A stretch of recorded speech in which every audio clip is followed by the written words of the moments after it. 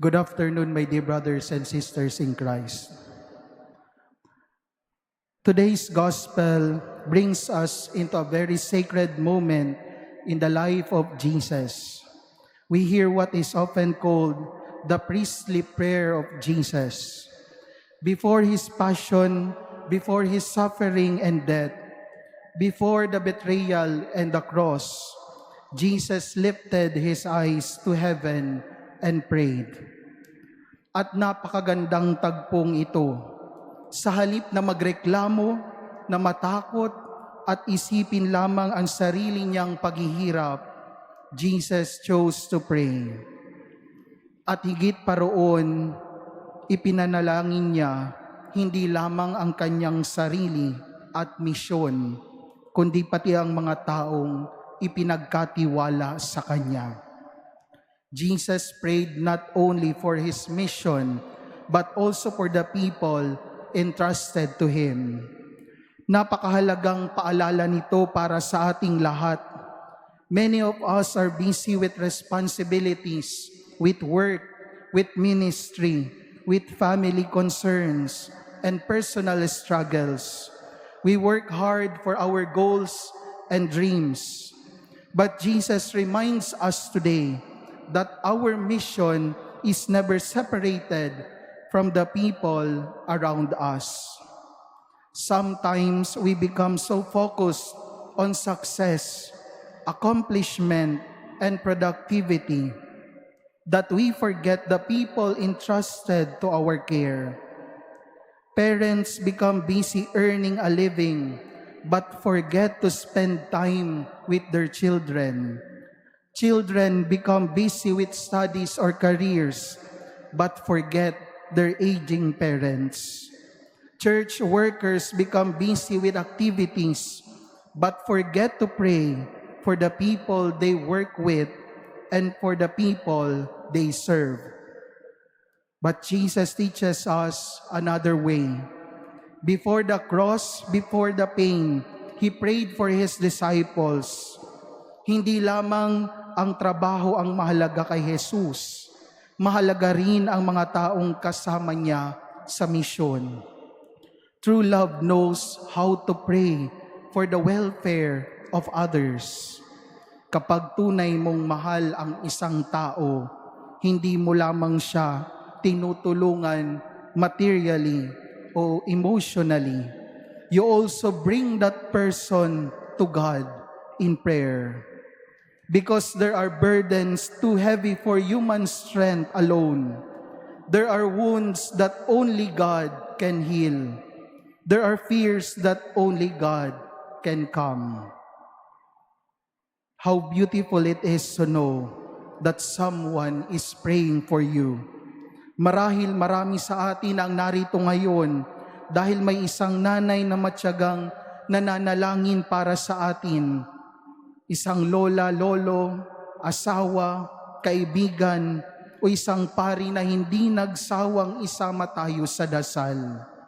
At higit sa lahat, si Jesus mismo ang nananalangin para sa atin. Imagine that, the Son of God praying for His disciples because He knows the difficulties they will face.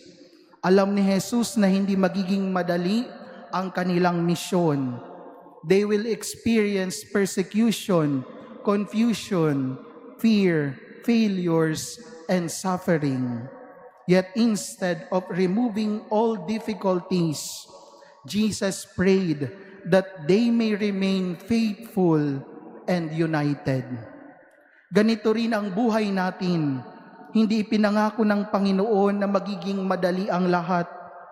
We still experience stress, depression, sickness, family problems, financial struggles, disappointments, misunderstandings, and anxieties about the future. But today's gospel reminds us, Christ intercedes for us, Christ prays for us. At mapapansin natin bago hinarap ni Jesus ang krus, nanalangin muna siya. This teaches us something very practical and important. Prayer is not escape from responsibility. Prayer is preparation for responsibility. Kapag mabigat ang problema, huwag agad sumuko, manalangin muna. Kapag may importanteng desisyon, manalangin muna. Kapag sugatan ang puso, manalangin muna. Kapag hindi mo alam ang gagawin, manalangin muna. Because prayer changes the heart before it changes the situation. Jesus also speaks today about eternal life, that they may know you, the only true God, and the one whom you sent. Eternal life is not only life after death, it begins now, whenever we live in communion with God. Maraming tao ang successful pero walang kapayapaan. Maraming may pera pero walang direksyon. Why? Because the human heart was created not only for achievements, but for relationship with God. To know God is to live differently. To know God is to forgive even when it is difficult.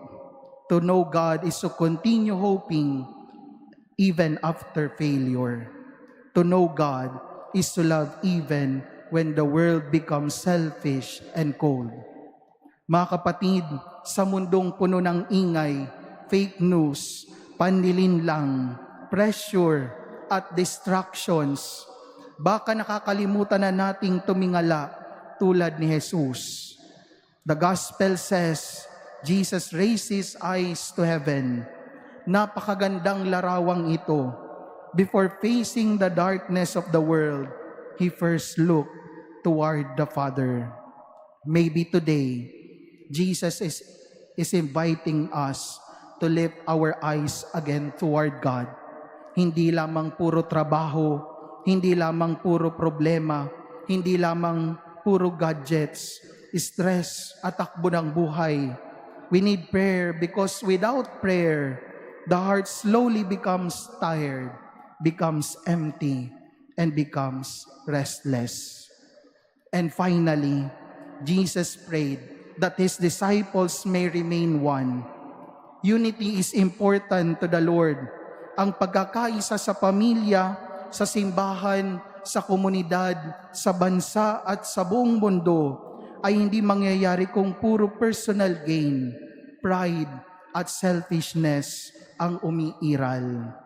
Unity begins when people learn to pray, to forgive, to listen, and to love humbly. Kaya today, let us ask ourselves, who are the people entrusted to me? Sino ang dapat kong ipanalangin? Whom I have forgotten to bring to God? Today, we are reminded to pray again, to pray for those people around us, those people entrusted to us. Amen.